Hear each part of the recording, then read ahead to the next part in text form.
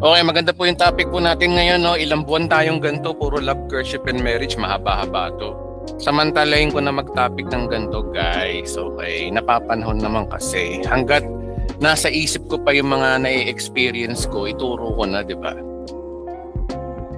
Okay, compatibility issues ang ating part 1. At marami tayong pag-uusapan tungkol dito, no? Buhay mag-asawa po to, buhay mag-jowa o buhay ayun. Kasi alam niyo mga kapatid, sa totoo lang, kapag po ang buhay po natin ay magulo ang ating marriage, apektado po tayo niyan. Okay, magkakaroon tayo ng tinatawag na toyo-in syndrome. Ayan. Lagi ka lang tulala, lagi ka lang namumblema. Lagi ka lang malayo yung tingin mo. Bibili ka sa tindahan na binayaran mo lang yung binili mo pero yung binili mo hindi mo nadala. Pagka uwi mo sa bahay mo, nakalimutan mo na. Ayan. So maraming salamat po sa mga maatin ngayon, sa mga kapatid po natin dyan sa ibang bansa. At patuloy lang po tayo sa ating pag-aaral. Okay? So Love, Courtship, and Marriage, Part 1. Una po sa lahat, ano ho ba ang hinahanap po ng isang lalaki sa babae? Yun po yung parang tanong dyan. Ano ba yung unang hinahanap? Kasi sa paghahanap po kasi mga kapatid ng pag-aasawa po ng babae o ng isang lalaki na para sa iyo, it takes rin, utak din ang gamitin. Huwag masyadong pag-ibig ang iniisip. Huwag masyadong porke ang cute-cute niya kasi, ang pogi-pogi niya, kamukha niya si kamukha po niya si Joshua, ayan. Hindi pwedeng ganun. Dapat mag-isip ka. Okay? So sa side na ng babae tayo magtatanong, ano ba ang hinahanap ng babae sa isang lalaki? Dapat kong unahin ng babae kasi kayo yung lugi rito pag nagkamali kayo ng pili ng lalaki. Huwag kayong maniwala dun sa si Lord na bahala. Marunong ka dapat mag-isip. Dapat namimili ka rin. Hindi yung kung sino lang yung kumatok sa pintuan mo, papapasukin mo na. So mahalaga mga kapatid, yung marunong tayo mag-isip kung sino yung lalaki para sa atin. Nakaka-relate lang po dito yung mga single. Pwede ho bang mag-heart po yung mga single po? Yung mga single pa lang po. Darating din tayo sa marriage, guys. Single lang. Sige po, mag-heart po yung mga Marami rin pala. Ayan. Yan, single. Okay, una dapat natin maintindihan, guys, yung respeto at tiwala. Okay? Dapat, isa sa pinakamalaking pangangailangan ng babae kasi ay yung maramdaman niyang siya ay nire-respeto at ligtas magtiwala sa lalaking kasama niya. Okay. Dapat kasi kayo mga babae, wag lang puro emosyon, wag lang puro kilig. Tingnan nyo kung itong lalaking ba to ay marunong bang rumespeto at marunong din magtiwala. Hindi sapat po kasi yung sweet lang po kayo, hindi po sapat kasi na mabait lang. Hindi porke mabait, tatanggapin mo na, hindi ah. Ang tanong kasi dito, kaya ba niyang pagkatiwalaan mo siya? Ang salita mo ba ay may bigat, no? Kapag nangako ka, tinutupad mo ba? Oh. Pag ba siya ay nakikipagkita sa iyo, lagi ba siyang nalilate? Sabing gantong 8:00, darating 8:30, late na. O yan ba yung ganyang klaseng taong kilala nyo? Lalaki, no? Kaya ba niyang pagkatiwalaan kahit sa malilit na bagay? Kapag wala siya sa harapan mo, pareho ka pa rin bang kaparehong lalaki rin ba yung hinaharap niya? Ikaw pa rin ba? So, ang respeto ay hindi lang po nasa paraan po ng pagsasalita. Nakikita rin po ito sa katapatan at pagiging tapat po sa mga sinasabi po kasi. O paraan ng pagtrato mo sa kanya na walang nakakakita. Ayan. Okay. Sabi sa Ephesians chapter 5 verse 25, basahin po natin. Wait lang ha. Alam nyo guys, kayo, makinig kayo sa mga may experience na. Dati kasi pag matanda, hindi ko pinapakinggan. Iniisip ko yabang lang ito matatatanda na. Totoo pala po yun, pag matanda na, marami experience, mas magandang pakinggan pala yun. Totoo pala yun, hindi sila nagyayabang. Kaya ano rin, kasi tayong mga kabataan kasi, ayan kabataan daw. Tayong mga nasa ano, mga nasa mga millennial Gen X. Kaya tayo kasi, ano kasi tayo eh, no, para bang ang tingin natin sa mga matatatanda pa nagsalita na, iha, papunta ka pa lang, pabalik na ako. Feeling natin nangiyayabang nila. Pero ang totoo, no, totoo pala, kasi kaya sila nagpapayo sa inyo para hindi rin sila magkamali, para hindi kayo magkamaling kagaya ng pagkakamali din nila. Kaya napakahalaga ho nun mga kapatid, no? Ephesians chapter 5 verse 25, sabi rito, no, mga lalaki, mahalin ninyo ang inyong asawa na gaya ng pagmamahal ni Kristo sa iglesia. Ang responsibilidad po ng lalaki talaga, mahalin yung asawa. Mahal mahal talaga. Pag sinabing mahal, nandun yung loyalty, nandun yung pagiging tapat, nandun lahat ng uri ng, pag sinabing mahal guys, sakop lahat yon, pasensya, unawa, pag-aantay, di ba? Nandun lahat yun pag sinabing pagmamahal. Ang pagmamahal kasi hindi emosyon lang po yan na mag I love you, pero ano ka, wala ka namang respeto sa asawa mo. Hindi pagmamahal yun. Ang pagmamahal po ay kumpleto. Nakalagay po yan sa 2 Corinthians chapter 13 na dinefine doon ng love. Ang love talaga ay mapagtiwala. Ang love po talaga ay mapagtiis hanggang wakas. Nagtitiis ka. Okay? Hindi lang nag-reply sa'yo, magagalit ka na porque hindi lang nag-reply. Mali mo naman busy o may ginagawa. Okay. Minsan nag-o-overthink tayo pag may mga ganun, di ba? Yung overthinking ang masyado nagiging problema ho dyan eh. Kaya nga sabi diyan, ang papagmamahal daw ni Kristo ay hindi puro salita. Ito ay may kasamang prinsipyo po, katapatan at seguridad. Yan ang hinahanap ng babae sa isang lalaki, mga kapatid, security. Kailangan secured sila sa inyo. Okay. Make it sure na yung babae safe sa'yo. Baka naman may sabit ka, madamay pa sila sa iskandalo, di ba? So dapat i-secured mo muna ang sarili mo, ayusin mo muna bago ka umibig sa ibang babae o ano ba 'yun? O, di ba? O halimbawa galing kayo ng hiwalayan, o yung asawa mo nag-asawa na, ikaw single pa rin. Pag dumating yung time na umibig ka uli, hindi maiiwasan 'yun eh. Pag umibig ka uli, make it sure na secure yung babae, hindi yung mauuwi sa iskandalo yung babae. Mapapaya, di ba? So minsan pasensya rin pag-aantay. Okay. Number 2, maturity. Sabi sa 1 Corinthians chapter 13, mahalaga po yung hinahanap din ng babae sa lalaki yung maturity. Kasi palagi namang ganun eh, yung babae mas bata sa lalaki. Pero hindi naman lahat. Meron kasing babae yung matanda eh. Meron ganun. Pero majority ho talaga, ang age pool talaga, kadalasan po babae po yung mas bata. Halimbawa, yung babae, mas bata sa'yo ng 50 years. O ayan, 50 years. Ayan. Sabi, lumalandi ka na. Ay, tawag dito, may mga ilang anak ka na doon palang pinapanganak. Siguro apo mo na yun. Ayan. Hindi naman gano'n na medyo tama na lang. Mag-isip din kayo. Kumbaga sa boxing, make it sure na labanan to ng heavyweight sa heavyweight. Huwag naman yung masyadong flyweight. Magpapababa ka ng timbang. Mahirap yun. Okay, guys. Okay. Security. Okay. Ay, maturity pala. Okay. Kailangan, maraming lalaki ang tumatanda pero hindi lahat nagmamatured.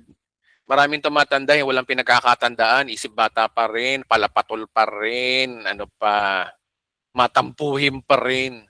Ang mature makikita sa paraan po ng pagdedesisyon yan, mga kapatid, no? At pagtaggan po ng pagkakamali. Maraming mga tao na hindi marunong tumanggap ng kanilang pagkakamali, gusto nila lagi yung gusto nila magbago yung kapwa nila pero sarili nila, bulag na bulag sila sa mga sarili nila.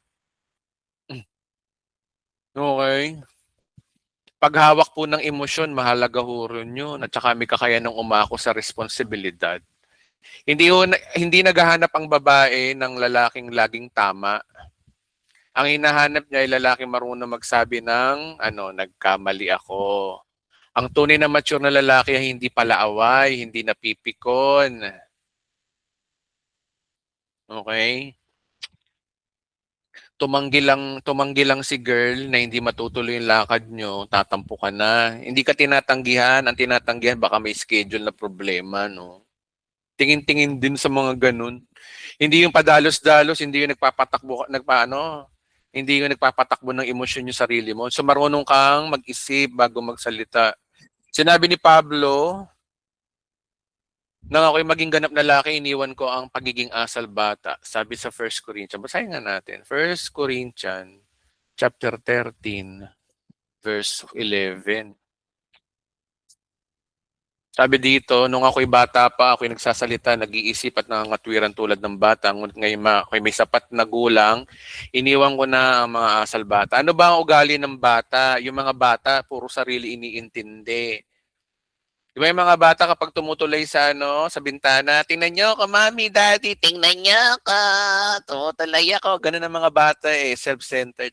Tingnan nyo ako, mami, ayan, tingnan nyo ako, ayan. Bumubuga ako ng apoy, oh.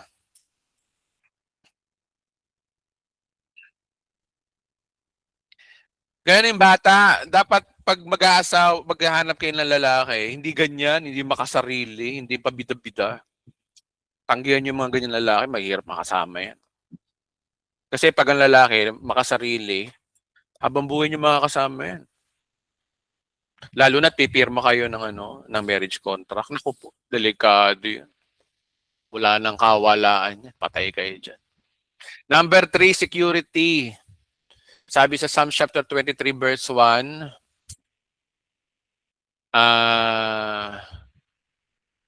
basahin nga natin.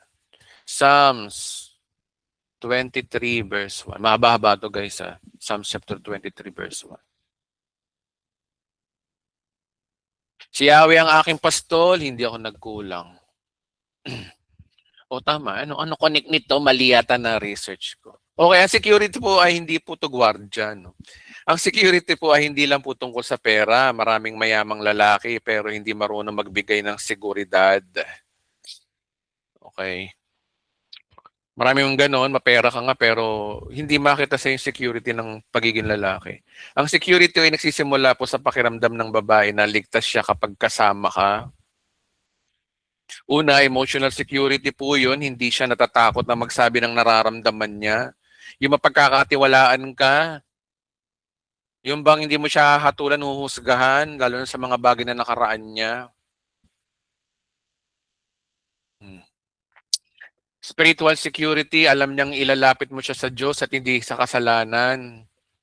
Pero mo liligawan mo, dadali mo sa church, bandang huli, dadali mo sa sogo. Wala namang ganun, hindi ganun security yun. Kung dadali mo sa simbahan, dali mo sa simbahan. Pakasalan mo na lang, tsaka mo banatan. Huwag mo na yung babanatan mo bago. Ano yung mga ganun, guys? Ano yung mga lalaki, baguhin nyo nga yung style nyo.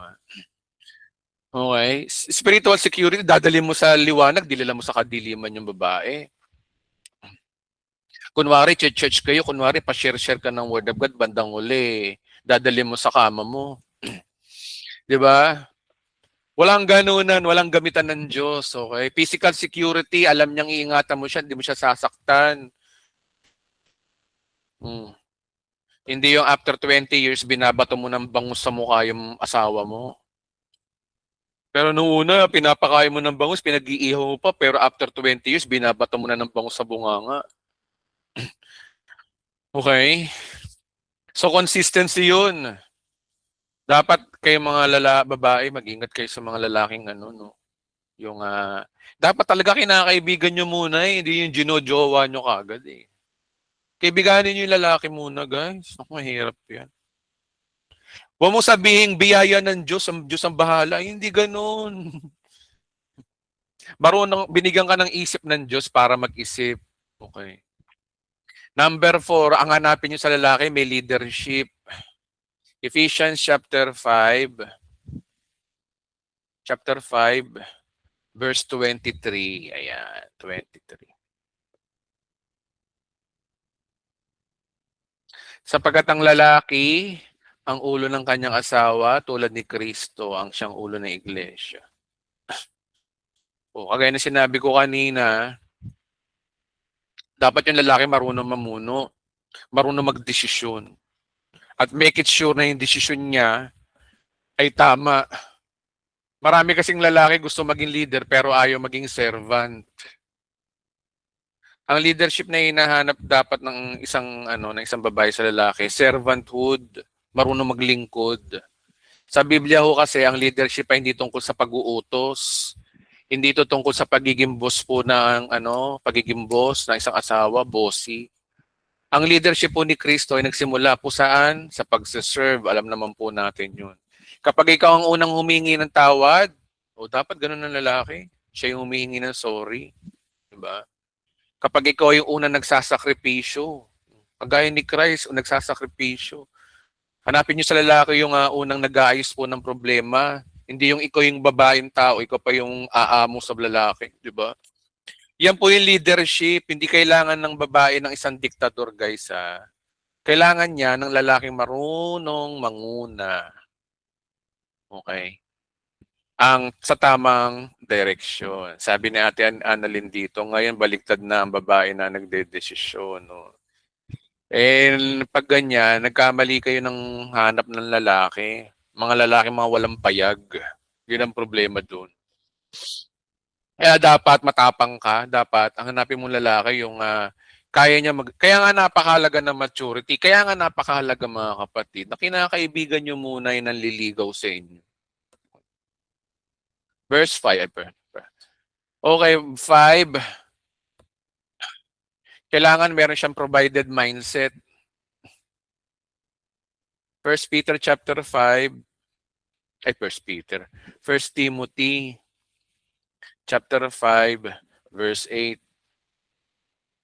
Sabi, ang sino mang kumakalinga sa kanyang kamag-anak, lalo na sa kabilang sa kanyang pamilya, ay tumalikod sa pananampalataya ay mas masama pa kasi sa isang di mananampalataya.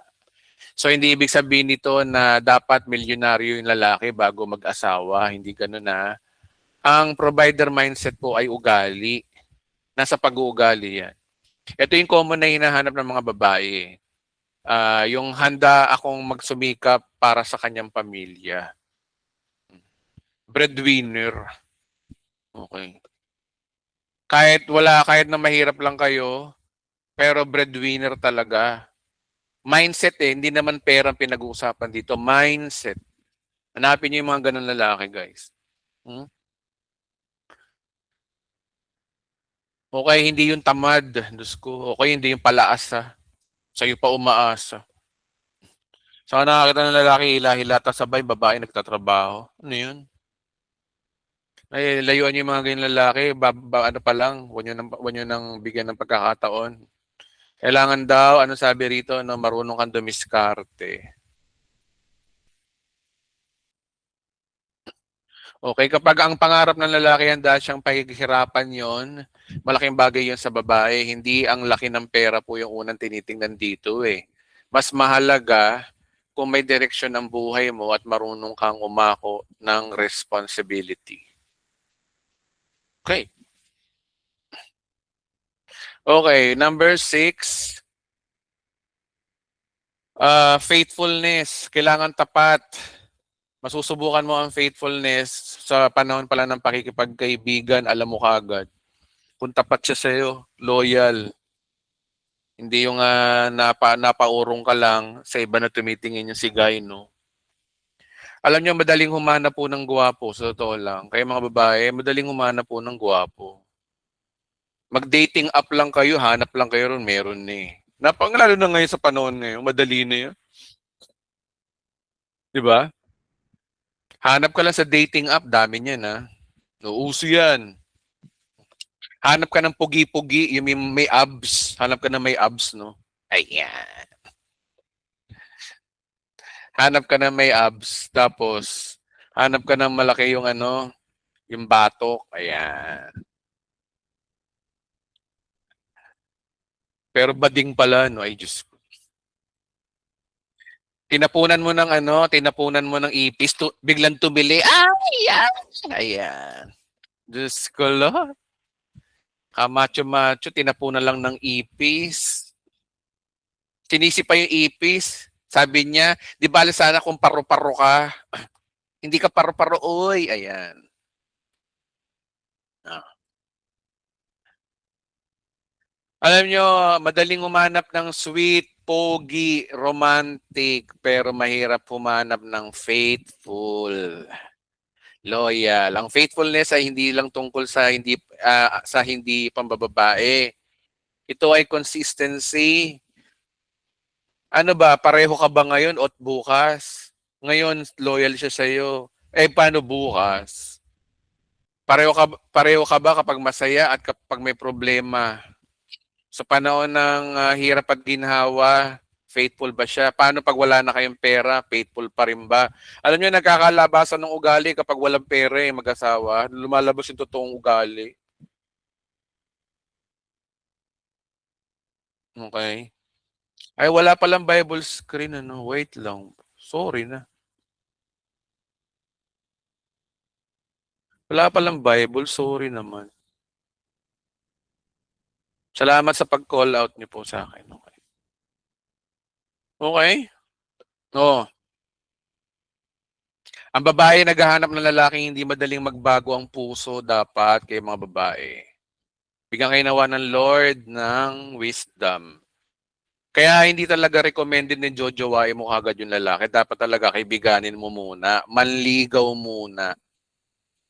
Daan muna sa friendship. It takes time. Oras ang weapon nyo para makahanap kayo ng matino asawa na maglalas ng panghabang buhay. Hindi yung 5 years lang, wala na. 10 years lang, wala na. 15 years lang, wala na. Dapat panghabang buhay. Okay? Okay.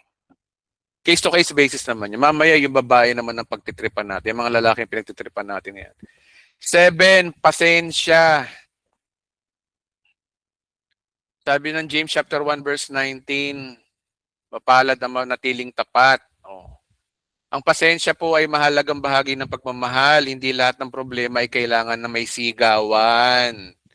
Hindi nagsisigawan kayo. Yung mga may asawa na ho dito, no? Alam nyo, kung mapagpasensya kayo, hindi na kailangan na magsigawan eh. Hindi lahat ay hindi na pagkakaintindihan ay kailangan tapusin lagi sa galit. Ang lalaki marunong maghintay, makinig at umunawa ay nagbibigay ng kapayapaan sa relasyon. Nasa ikakatahimik ng pamilya yung lalaki mapagpasensya. Kapag ang lalaki mabilis magalit, mabilis masaktan at mabilis sumabog, unsafe na ang relationship. Ang pasensya ay tanda po ng lakas, hindi po kainaan. Manahimik sa panahon ng pananahimik, huwag nang patulan. Kapag ang isa sa inyo ay mataas, isa dapat bumaba, walang magsasalubong. Kasi delikado yung pareho kayong mataas, pareho kayong nagpapataasan, walang bumababa ni isa sa inyo. Ayun, magulo yun. Number 8, hanap kayo ng lalaki may sense of humor. Diyos ko, Lord. Hindi lahat naman kasi may sense of humor eh. Yan, kagaya ni sino to? Kagaya ni, sino ba to? Si Dijon, no? Ayan. Hindi naman ganun type. Hindi naman masyadong payaso naman. Wag lang. Yung pag sinabing sense of humor, yung kawiwili-wiling kausap, hindi nakaka-boring kausap. Tapos yung kung ano yung corny sa'yo, nakakatawa sa kanya. Yung nakakatawa sa kanya, corny sa'yo. Sa bagay, compatibility issues yan. Meron kasi talaga na kapareho, yung nakakatawa sa kanya, nakakatawa rin sa'yo. Meron ganun. Kaya mahalaga talaga inaalam nyo yung sense of humor na magiging partner niyo. Hindi yung lagi lang kayo dramahan ng dramahan. Minsan din tawanan din, joke-joke din. Maganda kasi sa relationship yung magkasama kayo, tawanan kayo ng tawanan para kayo mga baliw. Mahalaga po yun, yung masaya yung relationship nyo, hindi puro kadramahan lang. Meron time na merong romantic, kadramahan, pero not all the time. So hanap kayo ng lalaki na meron sense of humor, guys. Yung bang hindi trying hard magpatawad. Depende naman sa panlasa nyo. Kasi meron kasing babae na ngumuwi ka lang, tatawan na. Yung mababang kaligayahan. Ngingiwi ka lang, tatawan na. Diyos ko. Meron naman gano'n. Okay yun. Kapag sa inyo yung babae, tumatawa sa inyo, kahit na yung magduling-dulingan ka lang, tatawa na. O yun, okay na yun. At least masaya kayo, kahit corny. Okay? Okay. Number 9, spiritual leadership. Sabi ni Joshua, sa Joshua chapter 24 verse 15, ngunit ako at ang aking sambayanan ay maglilingkod kay Yahweh. Dapat ang motto ng lalaki talaga ay Christian talaga. Ang babae hindi mo naghahanap ng lalaking maraming alam sa Bible. Hindi po ganun. Hindi naman paramihan alam sa Bible yan eh. Ang hinahanap niya yung lalaki nangunguna sa pananampalataya. Leader talaga. Spiritual leadership meron yung lalaki. Kaya hindi recommended yung mag-boyfriend, girlfriend ka ng unbeliever pa. Mahirap yun. Ang haba pang journey para makamit nyo yung ganun. Pag pray nyo, umanap kayo at kung may nanliligaw sa inyo na parang meron siyang spiritual leadership. Hindi porke pastor, may spiritual leadership guys ha. Hindi lahat ng pastor ganun. Merong pastor na magaling na magturo pero sa pangunguna sa pamilya, hindi naman marunong. Ingat din kayo, huwag kayong basta-basta ito pastor to, may spiritual leadership to, pastor. Ay, Diyos ko. Hindi ganon. Merong hindi pastor na merong spiritual leadership, marunong diba? So, case-to-case basis din naman. Number 10, self-control. Nakalagay po yan sa Galatians chapter 5 verse 22. Isa sa pinakamahalagang fruit of the Holy Spirit, yung lalaki may self-control, marunong magpigil sa sarili. Kapag hindi mo kayang kontrolin ng galit mo, paano mo kokontrolin ng pamilya? Oh, di ba? Sige nga. Paano nyo kokontrolin yun? Diba? Isa sa pinakamalagang atangin ng lalaki kasi self-control. Paano mo kokontrolin ng pamilya kapag hindi mo kayang kontrolin ng bibig mo? Kumapatol ka, yung mga lalaki. Paano mo ingatan ng puso ng asawa mo? Diba? Kapag hindi mo kayang kontrolin ng sarili mong pagnanasa, paano magiging, biro mo, boyfriend mo pa lang, gusto ka ng alam mo niyo na yun. Oh. Ano yun? Klaseng lalaki. Oh. Ang tunay na lalaki, hindi yung malakas mantok. Ang tunay na lalaki, yung malakas magpigil sa sarili. Ayan. Yan ay isa sa pinakamalaking dahilan kung bakit hinahanap ng babae ang self-control ng isang lalaki. So yan po ang top 10 na hinahanap po ng babae. Kaya kung ikaw ay lalaki, dapat marunong kang mag-offer ng respeto at tiwala. Alam niyo mga kapatid, yung respeto at tiwala kapag nawala po yan sa relationship, wala na, basag na yan. Yan ang pinaka-wall eh. Kapag hindi na kayo nagre-respetuhan, nagbabastusan na kayo o kaya wala na kayong tiwala sa isa't isa, wala na, pasira ng relationship nyo, parang cancer yan. Kaya yung respeto at tiwala, may control tayo dyan. Pwede ka naman mag-control yung sarili mo na ay magre-respeto ko pa rin itong asawa ko sa kabila ng mga ganito. Ire-respeto ko itong asawa ko sa kabila ng wala siyang trabaho ngayon at ako yung nag-breadwinner. Ire-respeto ko itong asawa ko kahit na siya ay may toyo. Lalo na yung mga babae, no? Nag-i-evolve yan minsan. Minsan tatawa, minsan iiyak, minsan may toyo. O paano mo pangangalagaan ng isang lalaki yun? Hindi ko naman sinasabi lahat ng babae ganun. So dapat marunong maturity, mature, dapat secure sila sa iyo, leadership, provider mindset, faithfulness, puno ng pasensya at sense of humor. Yan ang pinaka-top na hinahanap ng mga babae, self-control. Ngayon, tingin naman tayo sa isa pang pinaka magandang part. Ano ang hinahanap naman ng mga lalaki? Kami mga lalaki. Ano naman ang mga hinahanap namin sa isang babae? Okay.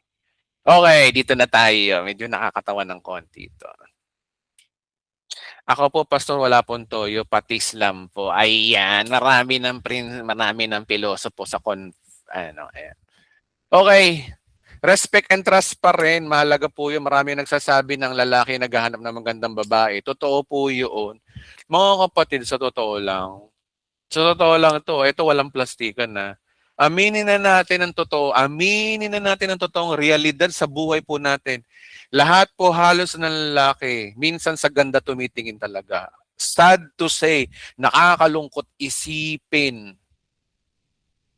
Hindi ko naman sinasabing lahat pero majority po talaga. Mga lalaki, wag na kayong mga ipokrito. Maganda talaga hinahanap natin. Magaganda talaga. Hindi maiiwasan guys. Dapat nyo itanim sa isip nyo, maganda, maganda. Kaya dapat ikaw babae ka, dapat nagpapaganda ka lagi. Hindi yung after 10 years o after 20 years, ang taba-taba mo na. O kaya after 20 years, hindi ka na marunong maglinis sa sarili mo. Kaya napakahalaga talaga sa isang babae yung laging nagpapaganda. Maganda nga kayo. Pag, tsaka ano ba, ang hinahanap talaga ng mga lalaki talaga yung consistent yung babae. Pag-usapan natin to, no? Marami nagsasabi ng lalaki naghahanap ng maganda babae, totoo po yun, pero hindi yun pinakamatagal na pagpapatibay ng relasyon. Okay? Ang pinakamalalim na pangangailangan ng isang lalaki, respeto po at tiwala. Babagsak pa rin tayo sa respeto at tiwala. Lalo na kami mga lalaki, gusto kasi namin nire-respeto rin kami. Hindi yung porke yung sorry kami ng sorry sa inyo, babasusin nyo na kami. 'Di ba? Merong ganun eh. Porke yung lalaki, laging nanunuyo, aabusuin ng babae. Delikado yun. Baka yung lalaking yan, dumating ang oras ay magrebelde na rin, iwan ka. Maraming kaso ng ganyan. Guys, maraming kaso ng ganyan. Di ba ang babae laging sinusuyo talaga? Laging ganun naririnig nyo. Kaya nga pag ang babae at ang lalaki naghiwalay, laging masama, laging lalaki. Ito problema sa ating mga Pilipino Kapag ang babae at ang lalaki mag-asawa naghimalay, laging ang masama lalaki. Kesyo ng babae daw, kesyo ganto, kesyo ganto. Bakit? Hindi ba pwede manlalaki yung babae? Hindi ba pwede magtaksil yun? Wala bang pag-uulang ang lagi yung babae? Ang problema kasi sa atin, bias tayo mga Pilipino. Kapag ang babae naghiwalay sa lalaki, umiyak lang yung babae. Ang simpatsya ng mga Pilipino nasa babae kahit na mali yung babae. Yun ang problema. Dito sa Bride of Christ, gusto ko matutunan nyo maging balanse po kayo sa pag-iisip, pag-uhusga. Hindi yung porky ganon. Alam nyo bakit? Lagi napapanood sa pelikula, itong mga pelikulan to, laging kawawa yung babae lagi at yung lalaki yung masama at babaero. Yan ang tinuro ng mga direktor sa atin ng mga Kaya mabuti namatay na yung mga direktor na makaluma. Yung mga bagong direktor ngayon, ng mga kabataan ngayon, magaganda naman gumawa ng pelikula. Di kagaya nung araw, lagi lang masama yung lalaki, nakakainis yung mga direktor na yan. Tapos ito naman mga Pilipino, uto-uto, naniniwala sa pelikula, tinitingnan sa totoong buhay. Ina-apply nila kasi yun ang napapanood nila sa kakapanood nila ng mga telenovela. Aminin na natin, malaking impluwensya sa atin yung mga pelikula na yan. Lagi nila masama yung Tingin din tayo guys, no? Respeto at tiwala. Kahit gaano kaganda ang isang babae, kung lagi naman minamalit ang lalaki, kinukot siya sa harapan ng ibang tao, at hindi pinagkakatiwalaan, unti-unting namamatay po ang relasyon. Ang respeto ay parang pagkain ng puso ng lalaki. Pagkain niya. Kapag nire-respeto siya, mas lalo siyang ginaganahan magmahal, magsumikap, at maging mas mabuting asawa. Kaya sinabi ni Pablo sa Ephesians chapter 5 verse 33, igalang ang kanyang asawa. Basahin nga natin. Ephesians chapter 5 verse 33. Wait lang. Sabi, kaya't kayong mga lalaki, mahalin ninyo ang inyong asawa gaya ng inyong sarili. Ang babae, dapat igalang naman ninyo ang inyong asawa. Ito yung function. Ang lalaki, mahalin ng asawa. Yung babae daw dapat igalang. Ngayon ang tanong yung mga babae dito, ginagalang nyo ba yung asawa nyo? Ayan. Marunong ba kayong rumespeto ng lalaki? Porke ba lagi kayong inaamot sinusuyo? Aabuso ba kayo? Mga tanong dyan. Okay. Okay. Hindi dahil mas mataas po ang lalaki kundi dahil iyon po ay isa sa pinakamalalim na emotional na pangangailangan ng lalaki. Kapag may respeto, mas madaling mabuo ang tiwala. Kapag ang may tiwala, mas tumitibay. Kahit ako guys, ako personally, gusto ko yung ganyan, yung nirerespeto ako. Okay. Lalo na ako, ugali ko kasi, ang ugali ko talaga kasi, mahilig akong ano, kahit asawa ko na, nililigawan ko pa rin. Ayan. Mahilig ako manlambing. Kaya kapag halimbawang binastos mo ko bilang asawa, nabubwisit ako sa'yo, mga gano'n. Ayan, 'di ba? Kasi na biro mo, ang hirap kaya magpakumbaba sa babae, ano ka, magluluhod ka tapos babasusin ka lang. Mahirap 'yun, guys. Sampal sa mga lalaki, masakit 'yun. Majority ng lalaki nasasaktan do'n. Kaya dapat respeto. Next, ang hinahanap ng mga lalaki kapayapaan. Meron kasi mga babae na ano, pawasak, eh. Kung magdesisyon pawasak. Meron mga babaeng gano'n. Pero eto sabi dito sa Proverbs, Proverbs.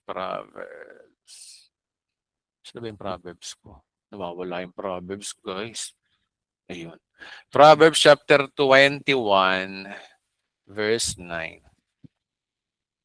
Masarap pang tumira sa bubungan ng bahay at sa loob ng bahay ng kasamay asawang madaldal. Ayan. Yan, yung mga madadaldal na asawa, walang kakuwenta-kuwenta magsalita, aga-aga, para bang siya lang naman ang kausap mo, ikaw lang naman ang kausap. Diyos ko, ang boses, para nasa kabilang bundok pagkausap. Ay, naku Lord. Bungangera, ayan. Kaya nga sabi ni ano ito si Solomon, ito yung Mangkanor eh, Mangkanor ng Bible. Dahil yung babae nito eh. Eto, sabi ni Mang Kanor, no, masarap pang tumira sa bubungan ng bahay kaysa sa loob ng bahay na madaldal. May lalaki din po madaldal. Oo, alam ko yan, pero pinag-uusapan natin babae muna. Sa babae tayo, guys. Babae muna. Hindi naghahanap ang lalaki ng bahay na maganda lang, guys. Ha? Naghahanap din siya ng tahanang may kapayapaan. Napakandi din po kasi ng verse na 'to 'no, hindi niya sinasabing maliit ang problema. Sinasabi, mas gugustuhin pa ng lalaki ang simpleng tirahan basta tahimik ang buhay, kaysa sa marangyang bahay na araw-araw naman ang sigawan, sumbatan, awayan. 'Di ba?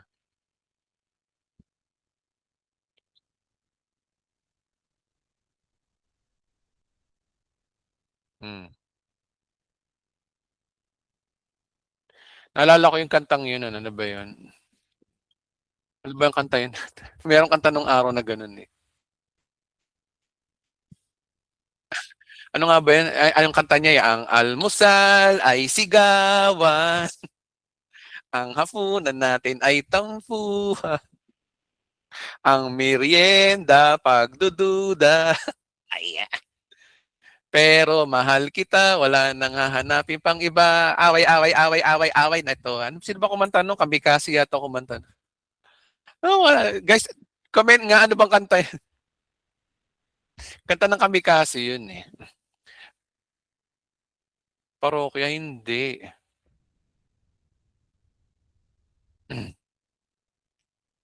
Oh, mahirap ganyan yung kasamang ano, kasamang babaeng ganyan, walang ginawa kundi magduda. Si ano, si Girl Duda. Lagi kang pinagdududahan, 'pag namalengke ka lang na mag-isa nagduda na. Nagcha-chat ka lang, nagte-text ka lang. Sino yan? Sino yan nasa cellphone na yan? Babae mo yan, ano? Diyos ko Lord, ayan. Walang katahimikan kapag ganyan. Hindi ibig sabihin nito na ang babae lang ang may kasalanan kapag may gulo ha. Ang punto kasi ng Biblia rito, ang kapayapaan ay napakahalagang pundasyon ng isang tahanan. Kapag ang bahay ay may lugar na takot imbis na pahingahan, nawawala ang pamilya, puro takot. Biro yung mga anak mo takot din sa'yo. Hmm. Uy, kung bungangera ka, naku, wala. Baka iwan ka ng asawa mo. Loyalty number 3. Sa basahin natin 'to 'no, yung isang part na sinabi niya sa Ruth nasa Old Testament. Pasensya na kayo guys, puro Old Testament 'no. Sample lang naman 'to. Sa Ruth chapter 1 verse 16. Basahin nga natin. May nakita ko lang 'to, parang natuwa lang ako sa verse na 'to. Sabi, sumagot si Ruth, huwag po ninyong hilinging iwanan ko kayo, hayaan ninyo akong sumama sa inyo. Saan man kayo pumunta, doon ako pupunta. Kung saan man kayo tumira, doon din ako titira. Ang inyong bayan ay aking magiging bayan. Ang inyong Diyos ay magiging aking Diyos. Wow, napaka-sweet ng babaeng to. Sa kanyang hari. Si Ruth po ay napangasawa niya ay hari ng Persya. Ang ganda, lambing-lambing niya rito. No? Huwag ninyo akong hilingin na iwanan ko kayo. Hayaan niya ninyo akong sumama sa inyo. Wow. Saan man kayo pumunta, doon ako pupunta. Kung pumunta kayo ng Sogo, doon din ako pupunta. Ay, hindi. Kung saan kayo tumira pala, doon din ako titira. Ayan. Kung pupunta po kayo na biglang liliko din ako. Hindi, hindi. Ang inyong bayan ay magiging aking bayan. Ayan. Ayon kami kasi Maratir Niebera. Oh. Ang inyong Diyos ang aking magiging Diyos. Oh. Madaling manatili kapag masaya po ang buhay. Loyalty to ng isang babae. Madaling manatili kapag maraming pera. Madaling manatili kapag walang problema. Pero ang tunay na loyalty ay nasusubok kapag dumating na yung hirap. Alam niyo itong si Ruth, isa sa pinakamagandang halimbawa po yan na maaari siyang umalis pero pinili niyang manatili. Sabi niya, kung saan ka pupunta, doon din ako pupunta. Yan ang loyalty. Hindi lang ito tungkol sa pagtataksil yung loyalty Ito'y pananatili sa tabi ng taong mahal mo kahit na dumating yung pagsubok. Yan ang hinahanap ng mga maraming lalaki sa babaeng pakakasalan nila. Kahit ako, bet ko rin yan. Hindi mabait ka lang pag may kailangan ka. Hindi masaya ka lang kapag ganda buhay. When life is rosy. Pero pag nasa panahon na ng tinik, nawawala ka. Nawawala yung yung antena mo, nawawala yung signal. Ayan. Nagchachapi ka. Number 4, honesty. Sabi sa Proverbs, yan, ginagaya ko po si Ed Lapis. Idol ko si Ed Lapis, kaya nagtatapik ako ng ganito Okay, Proverbs chapter 12, verse 22.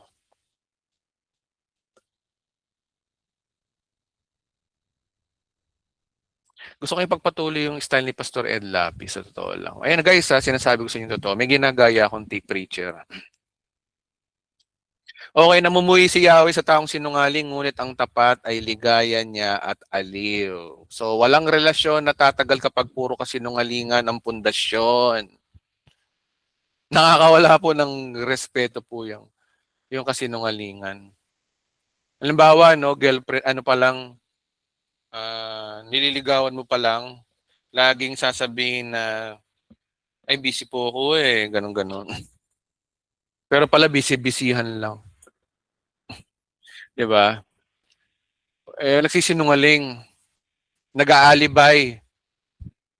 Ako guys, sa totoo lang, sa tanda kong to, in the of my age, alam ko sa babae ko nagsisinungaling o hindi.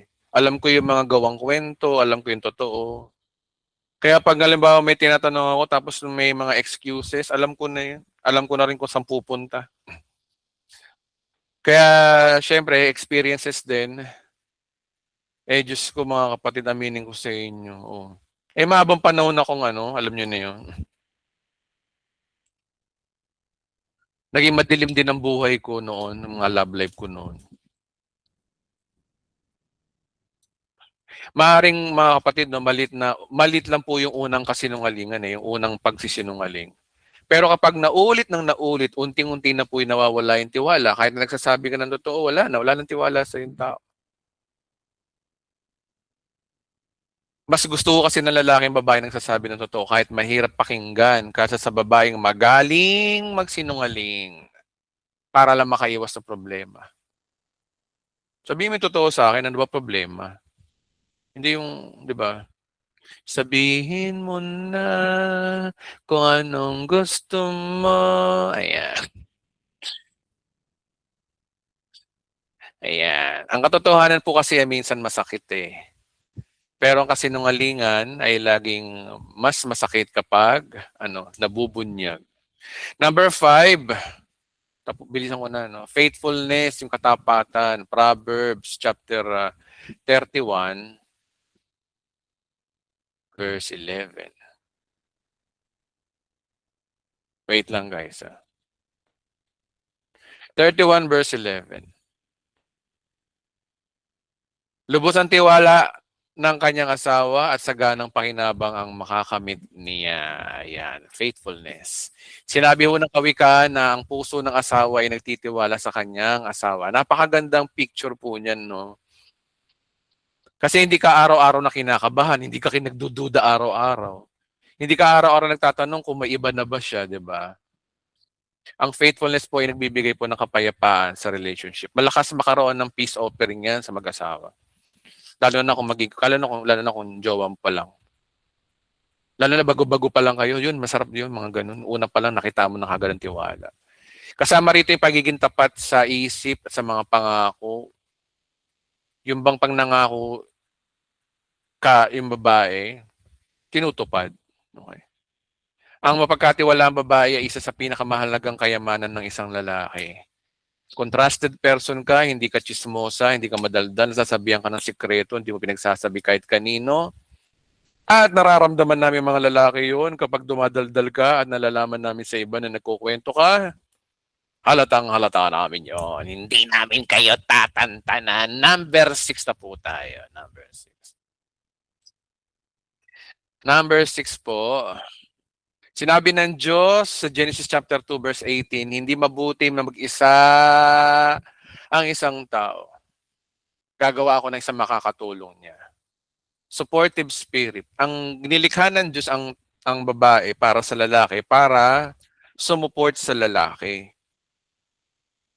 Supporter lang namin kayo, ayan. Oo, kasi nga ang leader ng pamilya lalaki. Ang babae dapat ang sumusuporta. Kasama sa pagsuporta ng babae, yung secured yung lalaki. Yung natutugunan ng kanyang pangangailangan. Okay. Pansinin niyo, no, hindi ho sinabi ho ng Diyos na gumawa siya bilang kalaban yung babae. Public enemy number 1 mo yung asawa mo. No? O hindi rin sinabi na gumawa siya para maging kakompetensya, magpagalingan kayo. Hindi po ganun. Ang layunin ng Diyos ay magkaroon ang lalaki ng isang katuwang kabiyak nga eh. Yun ang purpose ng mga babae talaga. Suportahan niyo yung lalaki. Doon papasok yung sinasabi na submit, mag-irespeto niyo yung asawa niyo. Hindi ibig sabihin nito na mas mababa po, hindi po ibig sabihin nito na na mababa po yung babae. Hindi ganoon. Don't get me wrong. Ibig sabihin po nito ay magkaisa silang bumuo ng isang tahanan. Kapag ang mag-asawa ay naglalaban-laban para malaman kung sino mas mataas, parehong talo ang pamilya, nagdedebate. Ayan. Bago ako mag-sorry, siya muna ang mag-sorry. Si lalaki naman, bago siya mag-sorry, ako muna, wala ang katapusan niyan. Bahala kayo sa buhay niyo, maghiwalay na kayo, matapos na mabawasan ng mga love life sa mundo. Para kami mga bitter, masaya naman kami, may nababawasan. Ayan. Okay. Kapag ang mag-asawa ay naglaban-laban para malaman kung sino mas mataas, parehong talo. Talo kayo. Talo. Pamilya. Kawawa mga anak nyo. Kung payabangan kayo, dapat siya mag-sorry kasi dapat siyang ganito, hindi dapat siya mag-sorry kasi nga kulang yung adobo niya, walang bawang, o mga ganun. Diyos ko Lord. Number 7, ang hinahanap ng lalaki sa babae, femininity. Ano ibig sabihin mong femininity? Basahin natin. Ang magpapaliwanag po niyan ay Bible. Proverbs chapter 31, verse 26. Ang mga salita niya ay puspos ng karunungan at tanturo. Tama ba to? Okay. Ay pawang katapatan. Ang tunay ho ng pagkababae hindi nasusukat sa pananamit o panlabas na anyo okey din naman yung manamit kayo ng maganda, okey din yun. Attraction yun sa'min ano. Mas nakikita po ito sa kilos, sa pananalita, sa paggalang at kabaitan, ang paraan ng pakikitungo sa ibang tao. Ako guys, sa totoo lang, ang isa sa tinitingnan ko sa isang asawa talaga yung marunong siyang makisama sa ibang tao. Marunong siyang makibagay, hindi yung inaano niya yung sarili niya. Hindi yung inaano niya yung, ina-isolate o masyado siyang, introvert. Guys, ako naman introvert din naman ako, eh, pero minsan talaga kailangan yung marunong makisama. Lalo na kami mga pastor, mahalaga sa'min yung asawa na marunong ano, marunong makibagay kahit kaninong tao. Kapag pinakain mo hindi namimili ng pagkain, okey. Paano 'pag nag-mission, halimbawa ako pastor, paano 'pag nag-mission kami, pakainin kami ng ano, ano ba yun, exotic na palaka o ano. Napakahalaga yung marunong makisama, na yun ang hinahanap namin sa babae, marunong makisama. Hindi lang dun 'no, sa mga biyenan, sa mga kapatid, hindi yung ano, hindi ako sasama kasi nahiya ako sa pamilya mo, hindi gano'n. Dapat marunong silang makibagay. Mahalaga po yun sa ano, sa pagmamimili kayo ng babae. Kung yung babae niyo ay masyadong ano, yung, bitter, isolated, ayaw makisama, ay naku po, huwag niyo ng ligawan yan. Mahalaga ho kasi yan, eh, habang buhay niyo makakasama yung asawa niyo hindi marunong makisama. Kasi sinasabi po rito sa kawikaan na ang mabuting babae nagsasalita ng may karunungan at kabaitan. Yun po ang tunay na kagandahan, hindi po naluluma po yan. Ang panlabas po na beauty ay lilipas, pero ang magandang ugali habang buhay hinahangaan. Okey. Number 8, good character. Sabi sa Proverbs 31 verse 30, ang alindog ay mapanlinlang at ang kagandahan ay lumilipas. Tama po yun. Napakalalim po ng verse na yan. Hindi sinasabing mali po yung maging maganda, sinasabi rito na huwag po tayong babati sa pagpili ng mapapangasawa. Lahat po ay tatanda, magbabago ang mukha, magkakaroon ng kulubot, pero ang karakter, mas lalo po yung gumaganda habang tumatagal. Kaya ang matalinong lalaki ay hindi lang tumitingin sa mukha, tumitingin din dapat sa puso. Ayan. Kami mga lalaki, tumitingin kami sa puso. Pero yung ibang lalaki sa puso talaga tumitingin. Ibang puso yung tinitingnan. Ayan. Number 9, humility. Ah, Philippians chapter 2, verse 3, basahin na natin. Philippians. Sensya na kayo guys, mahaba. Philippians chapter 2, Philippians. Sige na nga, huwag natin basahin. Sabi kasi ro na mapagpakumbabang babae, marunong makinig, marunong tumanggap ng pagkakamali, marunong, guys, ito ang problema, ito dapat ang babae marunong ding mag-sorry. Hindi yung kayo lagi sinusuyo. Napakahalaga ho sa babae yung marunong mag-sorry at higit sa lahat, hindi nagbabago. Kapag ang babae nagbago, naku, aasahan niyo iiwan din kayo ng asawa niyo. Akala niyo yung asawa niyo oo lang ng oo, nagbibilang na yan, accountant na yan, binibilang na yung mga ebidensya. Sa panahon na nagkamali kayo ng desisyon, diyan na magkakaroon siya ng tinatawag na, "Okey, makakawala na ako sa'yo." Akala niyo okey-okey sa mga lalaki na sinusuyo kayo tapos kayo nagyayabang, akala niyo okey yun? Yari kayo, 'di niyo alam. Darating ang oras iiwan din kayo niyan, kami pa naman mga lalaki isang beses lang kami nagdedesisyon. Hindi kagaya ng babae, "Ayoko na, hiwalay na tayo." Tapos mamaya makikipagbati. Mag-aalsa balutan biglang babalik. Pero 'pag ang lalaki nang nagdesisyon ng 'pag sinabing ayaw na niya, ayaw na talaga, tapos na 'yun, wala nang bawian 'yun. Kaya kayo mga babae, dapat sa inyo, para maging healthy ang relationship niyo, hindi porke lagi kayong sinusuyo ng lalaki ay dapat marunong din kayong mag-sorry, abutan. Ako wala ng paalam, ayan, sige pagpatuloy mo yung pangarap mo ate, ayan. 'Pag ang lalaki umayaw ika nga nila, oo totoo yun, kayong mga lalaki, 'pag ayaw na namin, ayaw na namin. Okey. Tapos kasi sasabihin nilang iba, "Bakit mga lalaki no nagtataksil? Eh, baka naman kasi ano may pagkukulang din kayo." Ba biro mo first year, second year, third year, fourth year, panay ang paganda. Pagdating na ng fifth year hindi na nagpapaganda.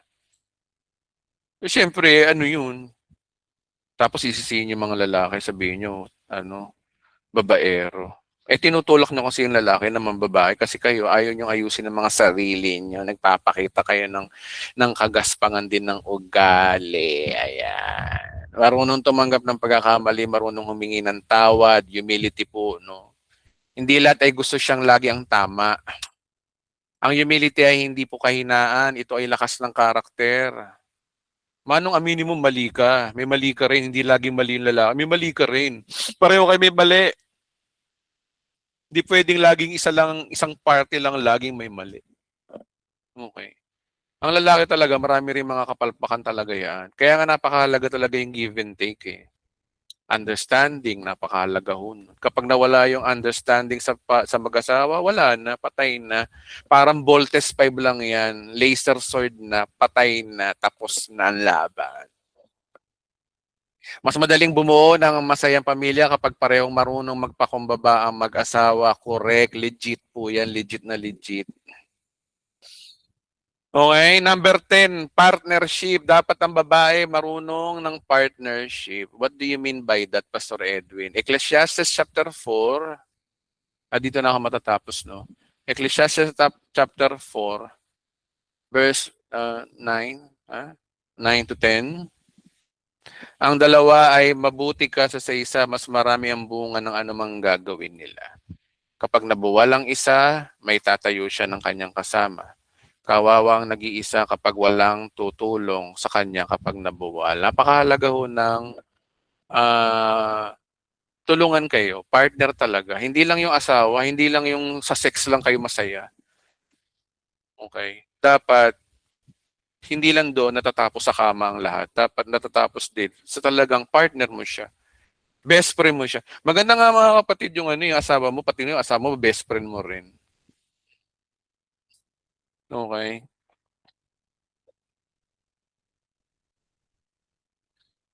Okay. Si Paul nagrereklamo kulang daw ang asin sa luto. Ay bahala kayo, maghiwalay kayo dahil sa asin na yan. Ayan. Okay. Yan po ay disenyo po kasi ng Diyos mga kapatid na partnership talaga. Ang pag-aasawa hindi lang laban po sa babae at lalaki, hindi to kompetisyon, pagalingan, hindi po paramihan ng panalo sa argumento. Partnership. Kapag napagod ang isa, tutulungan niya ang isa. Hindi yung pag napagod yung isa, uhusgahan mo. Hindi ganoon.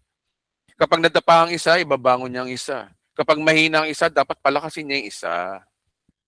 So ang tunay na pag-aasawa ay dalawang taong sabay na humaharap sa buhay, hindi dalawang taong araw-araw na naglalaban para kayong si Voltes 5 at si Mazinger Z laging naglalaban. Yung mga robot ko rito naglalaban minsan, wala silang unity, ayan. So ano ang conclusion? Maraming relasyon ang nasira hindi dahil sa nawalang pagmamahal, nasira sila dahil hindi nila naunawaan ang pangangailangan ng isa't isa. May mga lalaking mahusay magmahal pero hindi marunong magbigay ng seguridad. May mga babaeng tapat pero hindi marunong magbigay ng respeto. May lalaking masipag pero hindi marunong makinig. May babaeng mabait pero hindi marunong makipag-partner. Diyan po pumapasok yung compatibility issues na ating pinag-uusapan. Ang compatibility ay hindi nangangulugan pareho kayo ng personality, hindi rin to ibig sabihin na ito ay pareho kayo ng hilig o paboritong pagkain o ng libangan o pareho kayong mahilig sa mga mobile games o pareho kayo ng mga trip nyo. Ang tunay na compatibility mga kapatid, kapag naunawaan ni lalaki yung pangangailangan ni babae. At naunawaan naman ni babae yung pangangailangan ni lalaki. Di ba? Yung needs. Pareho silang handang mag-adjust, matuto at magmahal. Adjust, adjust. Hindi naghahanap ng Diyos na perfect na couple, pero naghahanap siya ng dalawang taong handang lumakad kasama siya, kasama si Lord. Dapat si Lord ang sentro nyo. Magmahal kahit mahirap, magpatawad kahit masaktan, at manatiling tapat hanggang tipanan, hindi yung lalayasan mo yung asawa mo at hahanapin mo yung sarili mo. Hahanapin ko muna ang sarili ko, nawawala ang sarili ko. Punta ka dun sa DSWD, pahanap ka dun. Dapat nananatili, walang iwanan, di ba? Nabubuo ito araw-araw na pinipiling mahalin. Igalang, unawain at samahan isa't isa habang magkasama. Lumalakad ka sa... Biro mo, no, pangako nyo sa altar, for better or worse, till death do us part. Tapos, simpleng bagay lang, lalayas ka. O, di ba? Ayan. Hmm. Mabuti pa tong pusa ko, bumalik nung hinahanap ko to. Hindi ko naman siya hinahanap. Bumalik siya. Kaya nga lang may ano na yung mata niya, may tama. Siguro nakipag-away ito. Okay. So ano, bigay diya mga kapatid, hanggat maaga, kapag hindi qualified, huwag nyo nang tanggapin, huwag nyo nang ligawan, at huwag nyo nang sagutin. Tapos, maraming salamat po sa inyong lahat. God bless you po. Ay, stay blessed. Ay, stay blessed. Ano ba? Enjoy your blessing. Ayan, perverted na ako, guys. Ilang araw na kasi ako hindi nagtuturo. Bumabalik ako sa perverted. Sige, palakpakan natin si Lord.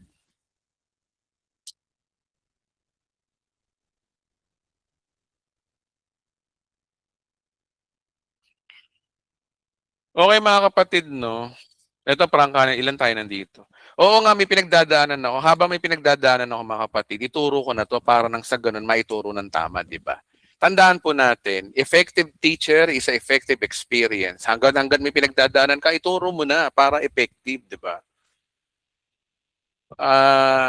Huwag nyo na akong pag-isipan na, Pastor, may pinagdadaanan ka lang. Oo, may pinagdadaanan ako, totoo po yun. Pero mahalaga rito, salita ng Diyos.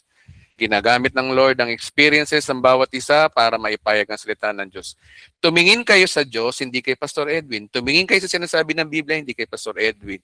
Yung tinuturo dito, turo po ng Panginoon. Yung para sa inyo yun, warning ng Diyos sa inyo yun, at nang sa ganun, magkaroon po kayo ng tamang pag-aaral. Okay.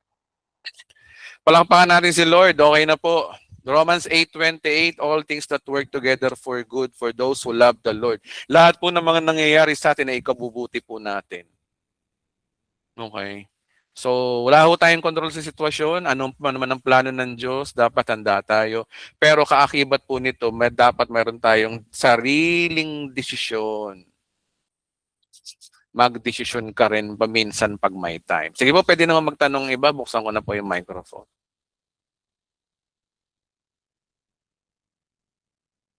Okay guys, mahabang talakayan to Itong love, courtship, and marriage. Matagal ko nang gustong ituro to nung nasa Love of Christ pa lang ako. Hindi ko lang maituro eh. Ano to, matagal to. Sa bagay, kaya hindi nilom ng Lord ng panahon na yun. Siguro kulang pa ako sa experience sa pag-aasawa. Yan. Gusto ko na ituro sa Assemblies of God dati ito na nasa Malabon pa ako. Hindi natuloy. Ngayon lang, sa totoo lang mga kapatid, marami akong gustong ituro sa inyo. Totoo lang, ang dami kong topic. Hindi sapat ang 10 taon siguro para maituro ko. Sa totoo lang guys, sa totoo lang, ang dami ko nakareserba. Kaya itong love, courtship, and marriage na ito, pag-uusapan po natin ito. At mare-record to sa YouTube nang sa ganun po ay maging archive sa YouTube sa mga gustong mag-aaral po.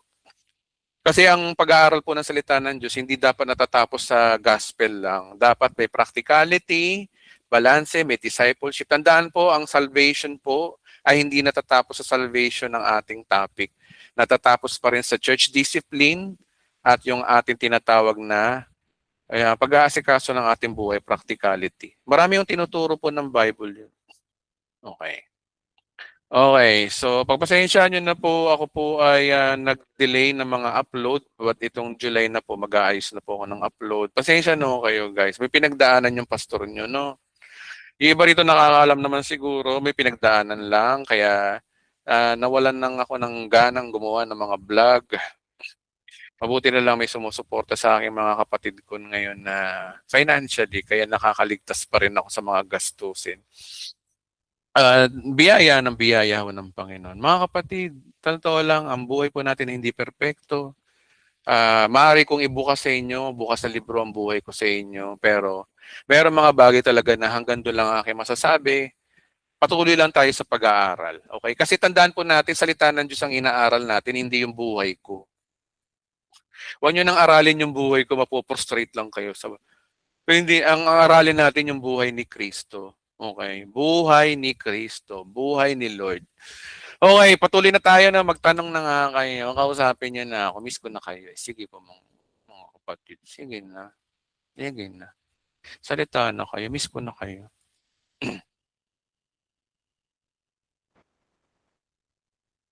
Ay, ano yan? Sige, salamat po. Salamat. Bago Hello. Pastor. Sige po, go ahead po.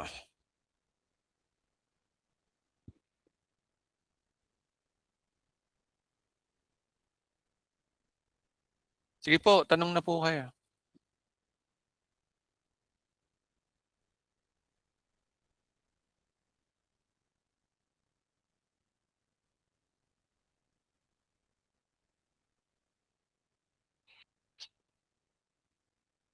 Pwede na ho kayo magtanong.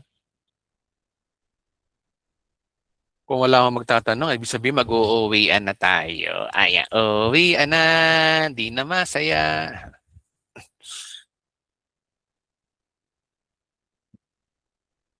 Naalala ko yung bata ako, pag kumakanta kami, uuwian na, di na masaya, pal kasi. Yung mga bata dito. Nasa Potrero Malabon pa ako, nagkakanta sila ng di na masaya, pal kasi. Ayun o. Sige po, tanong na ko kayo. Good evening po. Sige po, Sir Romulo, go ahead. Kunti lang tatanong ko. Sige po. Tatanong ko lang sa inyo. Bagay, mas matanda ako sa inyo, mas marami kong karanasan eh. Ay, salamat po. Sige po, ano po ba yung share Kasi niyo po sa amin? senior na ako eh. Kasi 60 ko lang nung February. Ay, salamat po. Glory to Kung God po. kung sa karanasan, siguro mas marami akong karanasan. Mhm. Tatanong ko lang sa Pastor kung halimbawa, sa mga nakikinig, no? Mhm. Sa mga kapatiran, kung kinaliwa kayo ng asawa nyo, anong gagawin nyo?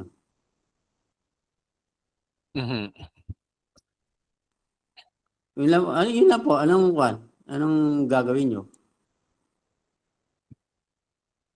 Anong mabibigay nyo payo? Wait lang po So, ang tanong po ni Kuya, kung kinaliwa kayo ng asawa nyo, anong gagawin nyo?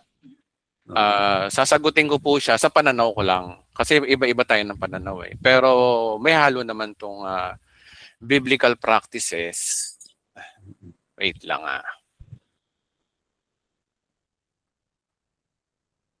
Okay. So, ang sagot ko diyan kapatid, depende po kasi sa sitwasyon. Pero kung ako ang tatanungin nyo, una kong gagawin ay hindi ko agad magdedesisyon ng habang mas mataas pa yung aking emosyon. Hindi ka agad ako magdedesisyon pag nasa under ako ng emotional stage. Kakausapin kong asawa ko upang malaman ng buong katotohanan, of course, kung may pagsisisi at may pagnanais pang ayusin ang relasyon.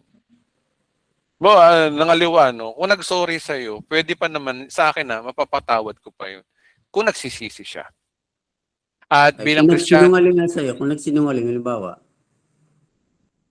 sagutin ko muna ng kumpleto. sige po. Bilang Kristiyano, ang unang hangarin po kasi natin ay pagkakasundo, tsaka po yung pagpapatawad. Kung posible, no? Ngunit ang pagpapatawad po ay hindi nangangahulugan, otomatikong nawawala yung sugat. Ang tiwala ay maaari pong maibalik po yan, kapatid Ngunit kailangan nitong muling buuin. It takes time, paglipas ng panahon. Kung ayaw talaga nating bumalik ang asawa, tuloy na niya akong iwan. Halimbawa, kagaya niya, nangyari sa akin.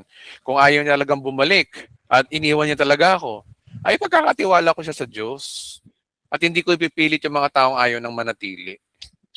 At patuloy akong lalakad na kasama ang Panginoon dahil ang aking pagkatao at pag-asa po kasi kapatid ay hindi nakasalalay sa tao kundi kay Kristo. So, mabigat ang ganitong sitwasyon, ngunit naniniwala akong ang Diyos ang nagbibigay ng karunungan. Siyempre, may lakas pa yan, biyaya na rin sa mga dumadaan sa mga ganitong klaseng trials, kapatid. Yun po yung masasagot ko po sa inyo. Ngayon, pwede ho kayo magtanong uli. Haba kasing kwento eh. Ay sa akin naman kasi, lahat kasi ng yung mga pangyayaring ganyan, may mga dahilan yan. Kung bakit natutokso bawat yung isa sa isa't isa, may dahilan yan eh. Mm. Gaya sa akin, sasabihan ka ng inutil ka, Mhm. ang ibig sabihin nun, wala ka ng silbi sa kama, gano'n. Kasi diabetic ako eh. Kaya doon ko natanggap na may dahilan siya kung bakit siya nangaliwa. Ay, ilang taon Kasi na ho ang ba yan? madali kasing tanggapin kapag may dahilan. Bawat naman pangangaliwa ng sa isa't isa, both side, may dahilan yan. Hindi pwedeng mangyari yun na walang dahilan. Kaya sa akin, madali ko natanggap kasi may dahilan siya. Sabihin sa harapan ng lalaki na inutil ka, tama siya. Kaya natanggap ko. Mhm. May pagkukulang ako dahil, yun nga, diabetic nga ako. Tapos may anak pa ako. Kung malaman ng anak ko na ganun, kasi dumating na sa, lahat kasi kami dito, may baril kami, nasa, pare-pareho kami security. Kung hindi mo unawain kasi, magkakagulo kayo eh. Mhm. Kasamahan ko pa sa trabaho. Mhm. Harap-harapan pang ginawa. Kaya sa akin, inunawa ko na lang. Mayroon dahilan siya. Pero 100% na wala na yung tiwala ko sa asawa ko. Ang ginagawa ko, para na lang sa anak ko. Opo. Yun lang. Kaya hindi pwedeng yung sabihin natin na magpakatatag ka yung lahat. Bawat isa ay kaya mong panindigan na hindi mo pwedeng lokohin ang asawa mo. Hindi pwedeng sabihin yun. Mhm. May dahilan talaga bawat magloko ang isa't isa. May dahilan talaga. Mhm. Kasi ako kahit nga ako, ang asawa ko pang 23 na yan eh sa paging babae. Sinabi ko naman sa kanya. Pero yun lahat yun may dahilan yun. Binata pa ako noon. Eh, sabi ko kung ginagantihan mo ako, okay lang yun. Tal, wala na sinabi mo na rin, wala akong silbi sa'yo. Pero sa buhay, pinansyal, kumpleto kami. Kasi Mhm. talagang charito talaga ako eh. Amen. Umpisa sa wala, nakapagpatayo ako ng 3 palapag na bahay sa trabaho ko. Mhm. Umpisa sa pangungupahan. Kaya sa pinansyal wala akong problema. Doon lang nakita ko. Opo. Yun lang sa mga kapatid natin. Hindi natin pwedeng sabihin na yung pakatatag tayo. Kasi may mga tukso eh. Mayroon tayong kahinaan bawat isa. Mhm. Kaya doon natanggap ko yun na may dahilan ng asawa ko. Hanggang nga nakarating sa taas, naniniwala yung isa hindi. Kaya tinanggap ko. Ay, kaya buo pa rin yung pamilya ko. Pero Mhm. ayoko lang kasi asawa mo yan eh. Sabi ko nga sa kanila eh, wag na lang kayo magpapakita sa akin na magkasama kayo. Kahit nagkwentuhan kayo. Kasi tao rin ako eh. Hina rin ako. Opo. Alam ng mga kasama ko yun, na-harbor na nga yun. Sabi, balatan mo na sa akin yan. Tayo magkakasama, bakit tayo nagtatrayduran? Sabi, hayaan mo na yan. May dahilan yung asawa ko eh. Kaya sabi, umiwas na ako. Kaya napilitan ako magretiro eh. March. Opo. Yun lang kapatid, ikukwento ko yan sa pag tayo nagkita-kita. Mahabang kwento kasi. Opo. Na kapatid, nararamdaman po, kami po ay dito sa Bride of Christ ay kung pwede lang namin kayong yakapin, yakapin namin kayo ngayon. Naiintindihan po namin kayo. Sa alam ko po masakit po. Na masakit po talaga. Kung sa akin mangyari po yan, baka hindi ko makayanan, pero purihin po ang Panginoon. Pinatatag po kayo ng Diyos sa kabila ng ganyan. Wala ko kasi tayong control dyan eh. Pero alam mo kapatid na, ano rin, may gamot po talaga dyan sa ano nyo po. I-research nyo, i-ano nyo po sa doktor. Meron po niyan. Ako rin po, diabetic din po ako. Di siguro ka na eh. Tanggap ko na eh. Kasi siguro, dalagitan ng anak ko eh. Bubuhos nila yung pag sa anak ko. Opo. Retired na rin ako eh. Mhm. Masaya na ako dito sa anak ko. Mhm. Ilan po ba yung anak niyo po? Isa lang, isa lang. Ay, lalaki po. Babae. Kaya nga, masama loob ko eh. Mm. Ilan taon na po ba yung, I won't mind po, ilan taon na po ba yung asawa niyo po? 52 itong August.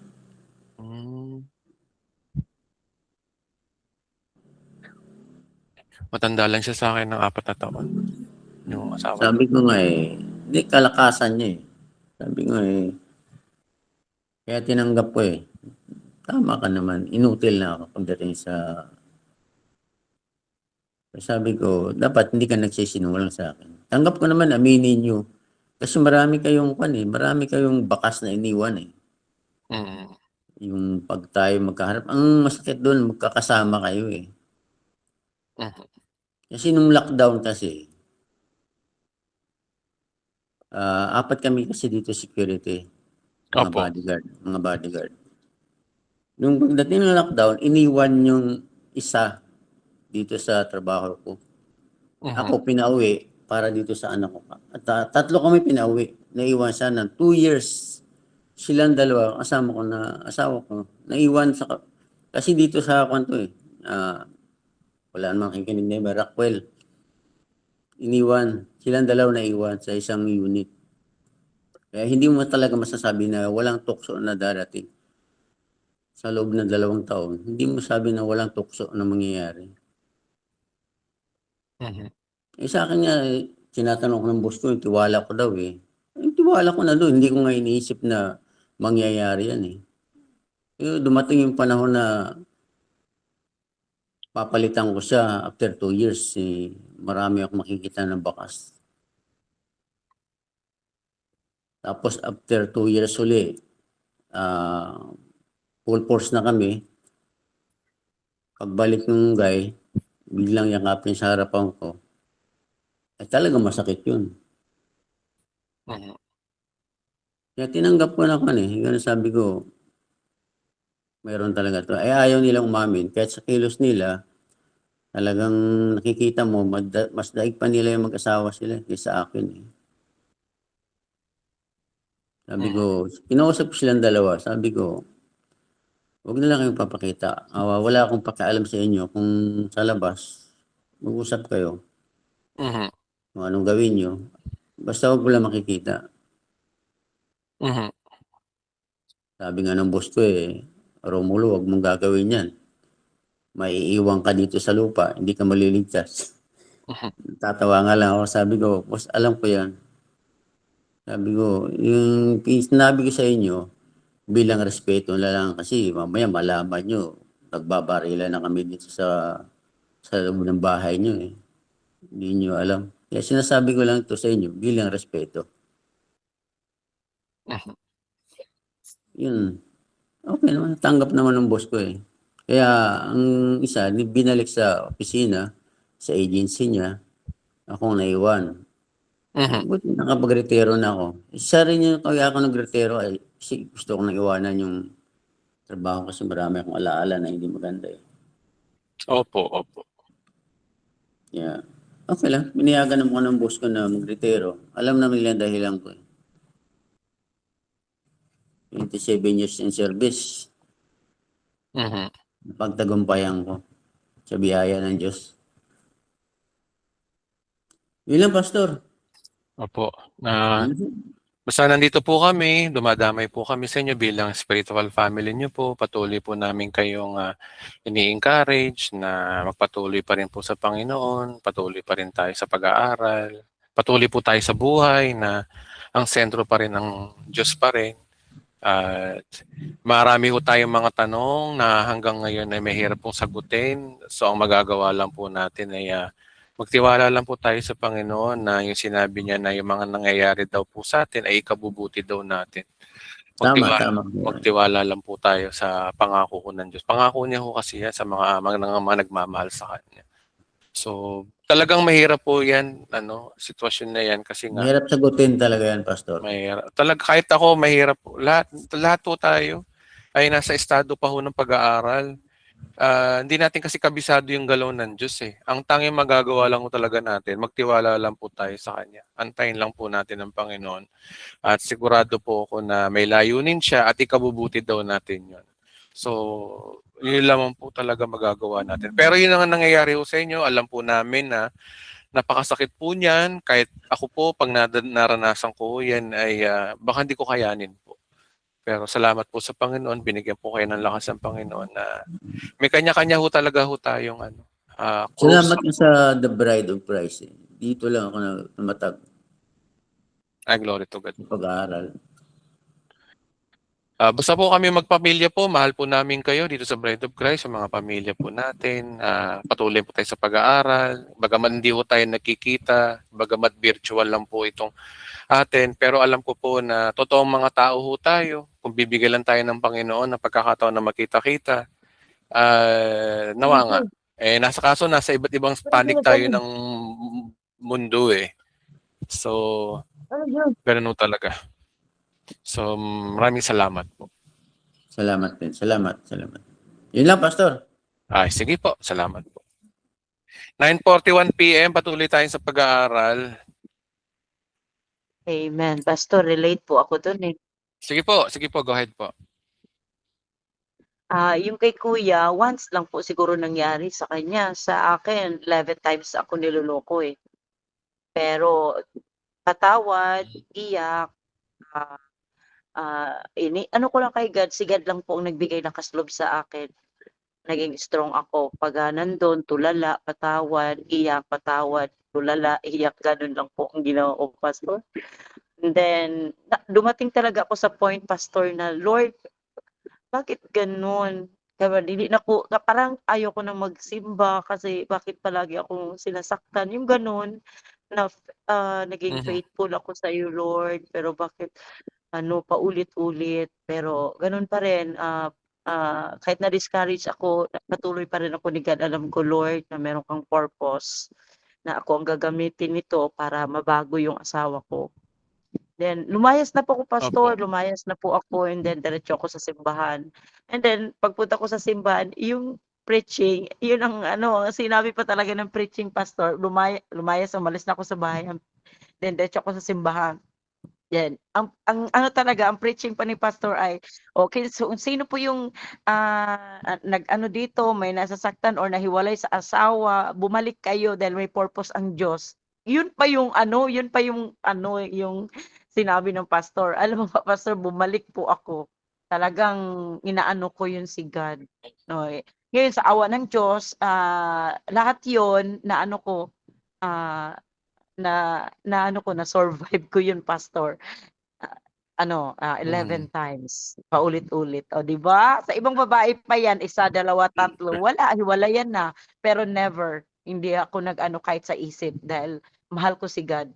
Sabi ko, Lord, dahil gagawin ko to dahil alam kong may layunin ka. Yun lang po ang ko na talagang gusto ko po nga mabuo yung pamilya ko. And then, talaga ako na babaguhin siya ng Diyos. Iyon talaga ang pinaka-purpose ko na pinag-pray kay God, na may layunin ka, Lord. Lahat po ito may purpose. Kaya tinitiis ko po. Tinitiis ko para sa Kanya. Sabi ko, para sa iyo, Lord. Kung wala akong Diyos, hindi ko ito matiis. Pero dahil nandyan ka, Lord, mahal kita, tinitiis ko. Ayoko, para sa tingin ko, sabi ko, ako nang masaktan, wag lang ka, Lord. Kasi kung ako gagawa ng kasalanan, ayoko masaktan si God eh. So, ako nang nasaktan, Lord, wag lang ka. Yun ang ano ko sa akin. Kaya tiisin ko po. Yun tiniis ko. Pero Lord, alam ko huli nito, ako ang magwawagi. Sabi ko pa sa sarili ko, tingnan mo, Lord, ngayon, nagsawa din siya. So, binago na rin siya ni God. Kaya praise God. Yun po yung aking testimony about sa pagluloko ng mga ganyan. 11 times po sa akin, Pastor. Yun lang po, Pastor. Salamat po sa sharing niyo po. Yan po yung pananampalataya niyo po. Ginagalang po namin ang inyong Amen. pananampalataya regarding po sa inyong love, courtship, and marriage. Hindi po lahat po ng tao ay kagaya niyo po. Kanya-kanya ho tayo ng pananaw. Merong tao talaga na pag isang beses nagloko, iwan ka agad. Meron naman po yung kagaya niyo po na 11 times ay may pag-asa pa rin. Iba-iba ho talaga ho tayo, mga kapatid. So walang such standard. Salamat po sa inyong patotoo, kapatid. Okay, so ganito lang yan, mga kapatid, no? Kung meron naman kasi mga ganun na kagaya po ni Sister Girly, magandang halimbawa rin po yun. Pero iba-iba ho tayo ng story, mga kapatid, hindi porke ganun si Sister Girly, igagayahin natin. Depende ho yan sa ating personality. May kanya-kanya ho tayo. Wag ho tayo masyadong iidolo sa tao. Tingnan po natin baka iba yung galaw ng Diyos sa inyo. Depende kasi ho yun. Depende ho talaga. Pero yung mga average lang po, yung mga normal talaga sa tao na halimbawa, may asawa ka, di ba? Tapos yung asawa mo nagloko. Na nagloko yung asawa mo, palabasa, sabihin na natin na ang asawa mo ay nagloko, nag-asawa rin, nagpamilya na. Tapos ikaw, sinasabi mo mananatili kang tapat sa Panginoon. Hindi ako mag-aasawa dahil mahal ko pa rin ang asawa ko, siya rin ang tunay na asawa ko. Ang tawag doon katangahan na po yun. Alam mo bakit katangahan? Biro mo, yung asawa mo nag-asawa na, ikaw nagtitiis ka pa dyan. Kapatid, panahon na, gamitin din natin ang isip natin. Baka naman nilalagay ka na ng Panginoon sa panibagong chapter ng iyong buhay. Wala masama kung maghanap ka ng iba. Wala naman masama doon. Ba't kaya mga tao ganun, ano? Porque, halimbawa, asawa mo patay na, ayaw mo pang palitan. 3 taon na, ayaw mo pang palitan. Wala naman masama doon. Wow. Relate ako, bro. Ano masama doon? Kasi tinan niyo, mga kapatid, nilikha tayo ng Diyos para maging maligaya. Nagbubukas ang opportunity ang Diyos sa iyo para sa ibang girl o sa ibang boy. Ano naman kung mag-asawa ka? Yung asawa mo nag-asawa na. Pinahirapan mo sarili mo. Ano yung problema? Perverted gospel. Tinuro sa atin magtiis. Tinuro sa atin magpakabanal. Hindi naman tayo banal. Nawawalan kabanalan ko pag nag-asawa uli ako. Kasi sabi ng Biblia, ang kapag ang isang lalaki ay ang babae hiniwalay at nag-asawa muli, ito'y nangangalun niya. Ano yung mga wrong ano kasi, marima ang naituro sa atin. Mga kapatid, tinawag po tayo ng Diyos para maging malaya. Kung sa tingin mo ay niloloko ka ng asawa mo at nagkaroon na siya ng ibang pamilya, nagkaanak na, pues panahon na para mag-move on ka na. Hindi yung pahihirapan mo yung sarili mo. Tapos sasabihin mo, si Lord ang boyfriend ko, si Lord ang nagmamahal sa akin. Sarap mong batukan, kapatid. Totoo lang, OA ka na masyado. Mga kapatid, panahon na, baka maging practical din kayo. Mag-move on kayo. Kasi masakit yan Ilang taon mong dinadamdam. Di palitan mo na kaya. Ganito lang naman yun, para mawala yung sakit. Palitan mo na ibang channel. Oh. Malaya ka naman. Alin yung hindi malaya doon? Yung malaya doon, yung papel nyo, pareho kayong kasal. Oo, nandun na tayo. Pero yung partner mo nag-asawa na, dapat nga kasuhan mo yun Kasuhan mo ng bigamy. O kaya ganito na lang gawin mo. Hindi na kailangan ng ganun. Magpirmahan kayo sa abogado. Pwede naman yun Na eto wala nang pakailaman to. Oo, kasal nga tayo, pero wala nang pakailaman. Total, nag-asawa ka na rin lang. Wala na rin pakailaman. Then, malaya ka na. Let go ka na. Maghanap ka na ng iba na magbibigay ng mas the best pa doon sa dati mong asawa. Guys, hindi ko kayo tinuturuan maging maging tarantado, maging tawag dito, maging walang ya o ano. Ang tinuturo lang ng Panginoon sa inyo dito, magpakatotoo na kayo, huwag tayo maging mabuhay sa kaipokrituhan. Kay hipokrito ang tinuro sa atin ng ng mga churches. O sige, ano pagkakaiba ng pastor na nanguhusga sa babaeng hiniwalayan at tapos nag-asawa after 5 years? Sige nga. Pareho lang kayong makasalanan. Alam niyo, ang tinuturo nitong simbahan na to, itong Bread of Christ, katotohanan, doon tayo sa totoo. Katotohanan na kailangan mo nang palitan yung asawa mo, nag-asawa, naghiliwaliw na. Tapos ikaw, ayaw mo pakawalan ng sarili mo. Mm.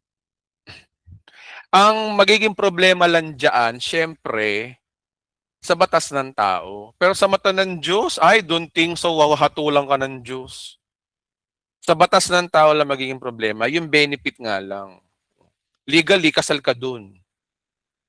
Yung pipiliin mong guy ngayon o bago, wala kang yung papel na hinahawakan. Any legalism or any legalistic issues kagaya ng mga pamapamana, yun lang, hindi mo mapapamana yun sa partner mo ngayon na pinalitan mo.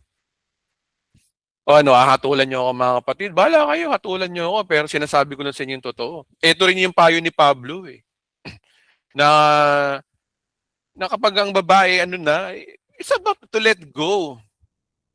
Kasi nilalagay na kayo ng Diyos sa sitwasyon na panahon na siguro para maging maligaya ho kayo. Biro mo, asawa mo, mahabang panahon ka nang iniwan, tapos nag-asawa pa, tapos ikaw ayaw mo mag-asawa. Magiging loyal ka pa rin sa asawa mong taksil. Tingnan nyo nga, common sense, di ba?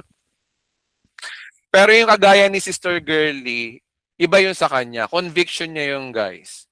Na mahal niya yung asawa niya, pag-pray niya kahit na ilang beses siyang nagkaroon ng problema doon. 11 times yata, ayon sa sinabi niya kanina. O iba yun, ibang kwento yung mga kapatid. Okay? So case-to-case basis po yan. Huwag po nating ikahon ang palano ng Diyos. Depende po yan sa inyo. Sige po, magtanong na po yung iba. O gusto mag-share, magsalita na po kayo. Game po, usapang asawa ho to Sige po.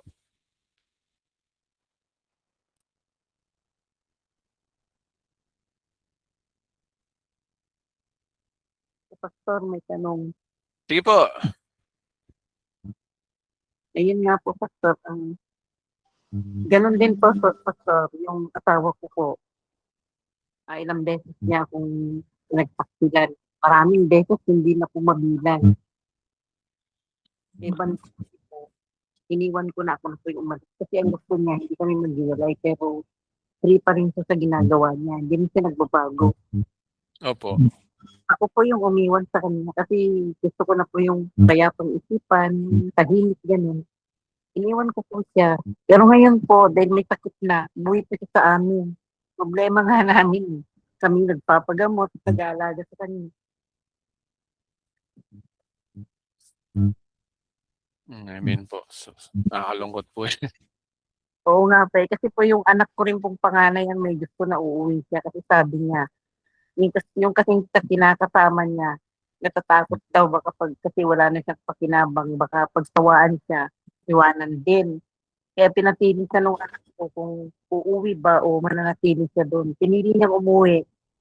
Kaya, eto, naalagaan namin siya ngayon. Tapos sabi nung anak ko, ibigay na lang yung tama. Kasi daw, kung sakaling mawawala siya, wala kaming konsensang dadalhin. Sa akin, kasi wala na nga rin pong pagmamahal.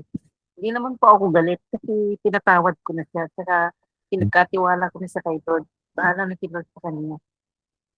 Pero yung ano ko po, kasi damay pa din ako kasi sa mga gastusin. Naawa naman ako sa mga anak ko na sila lang yung problema tungkol sa kanya. Kaya, ayun, kasama pa rin ako sa lahat ng problema. Opo. Ayun po, Pastor. Minsan nag-iisip ko, sabi ko, Lord, hiniling ko na huwag mo nang ibalik. Pero bakit bumalik? Naisip ko na lang, siguro may mabuting, hindi ko po alam.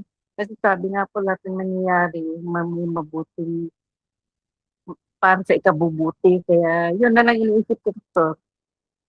Opo.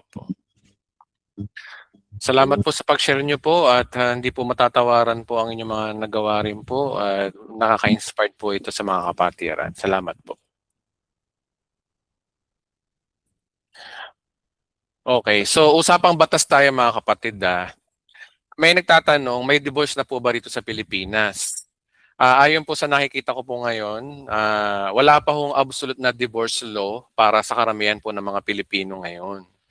Ang maliban lang kung sa mga kasal na saklaw ng mga Muslim. Wow, ang saya maging Muslim, guys. Personal laws o yung mga ilang kaso na foreign divorce recognition at wala pa rin pangkalahatang divorce law. Okay. Ito nga, pakita ko nga sa inyo to. May nagre-research din naman tayo, guys. O yan, sinabi ni...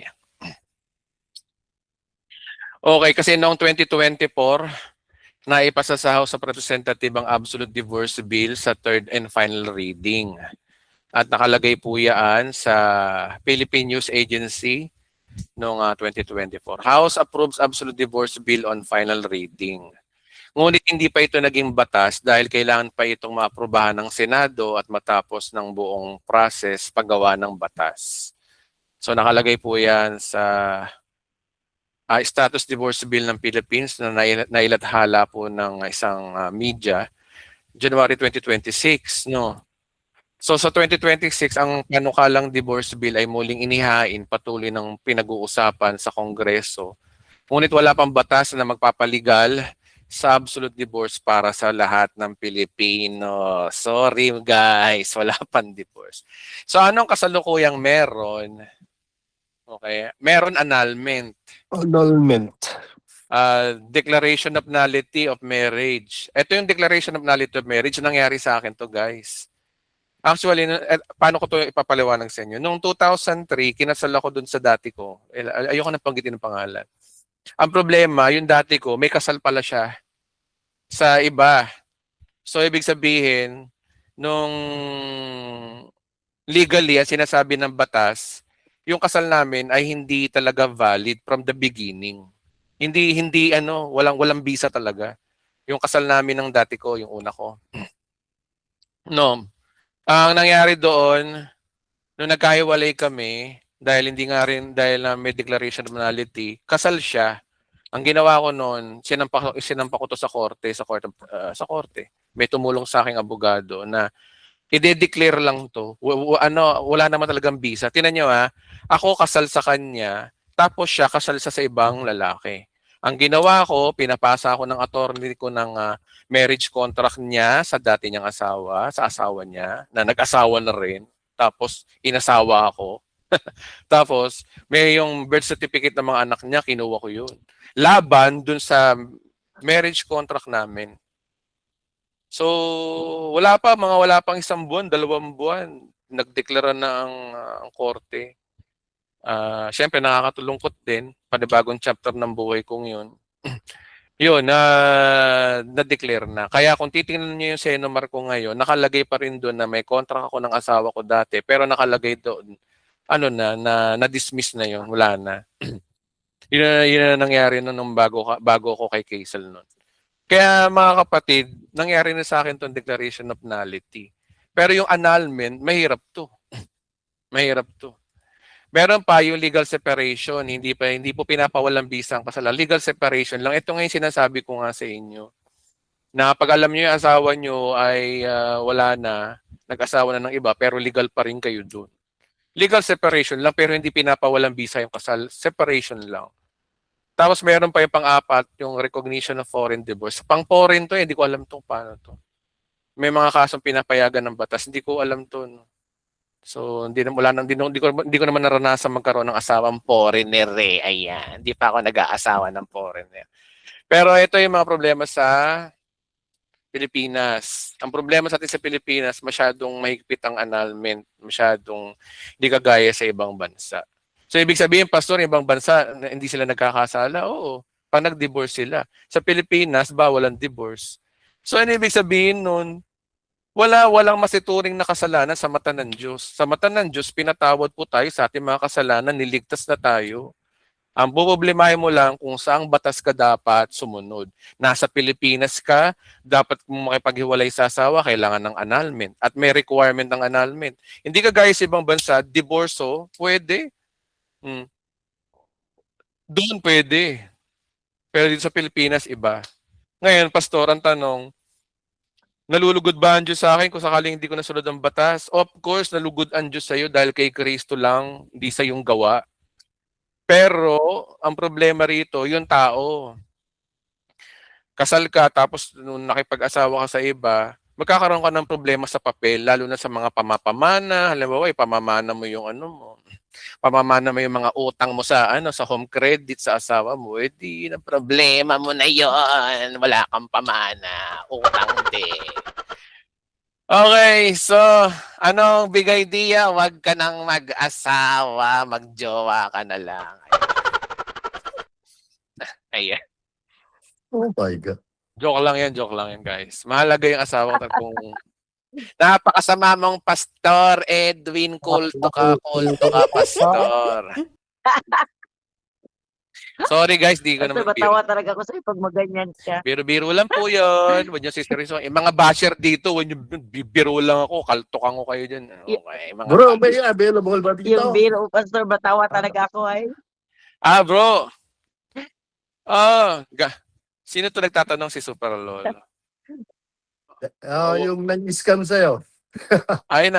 Sobro ka naman, Hindi, eto guys, wala namang masama. Hindi naman masama to. Kung kay binata, wala kang sabit at pwede ka, willing ka, hanap ka ng single, mag-ingat ka nga lang. Pwede ka naman gumamit. Pwede ka naman Soon gumamit to be single. Pwede ka naman gumamit ng dating app. Okay lang no. yun. Oh no. Pwede naman. Okay naman yun.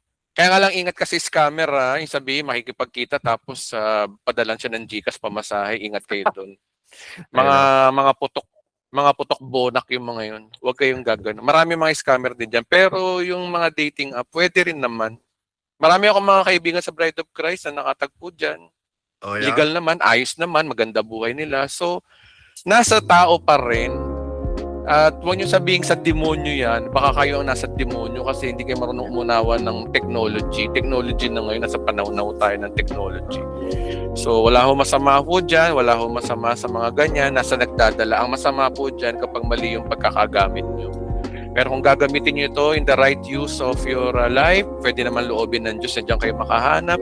Pwede naman, wala hong nating ikakahon ang Diyos. Huwag nating ikakahon ng Panginoon.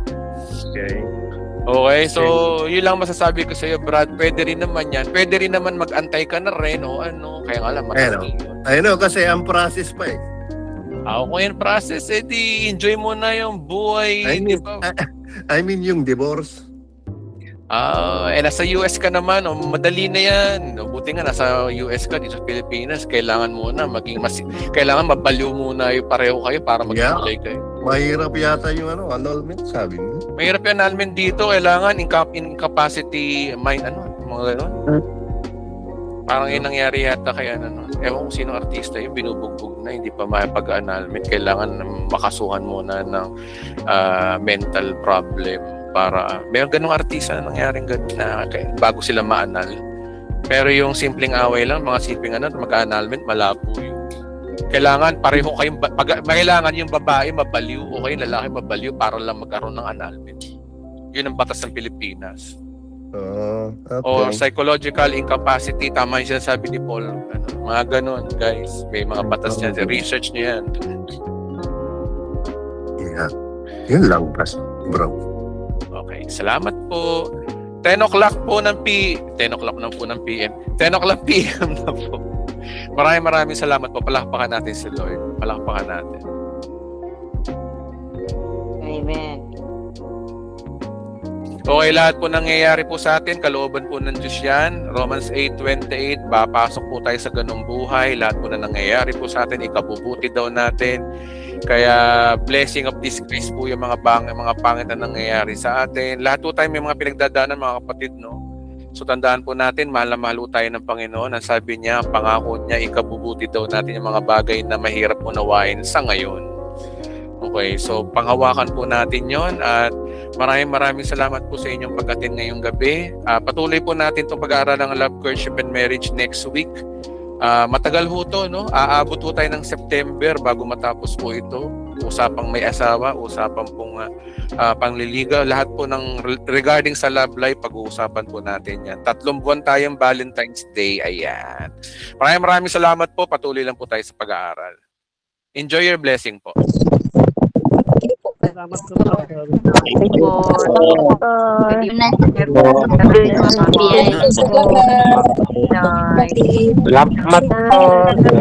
Salamat po.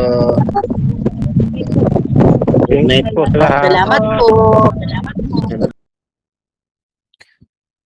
Maraming salamat po at see you po next Saturday po. Enjoy your blessings. Love you all.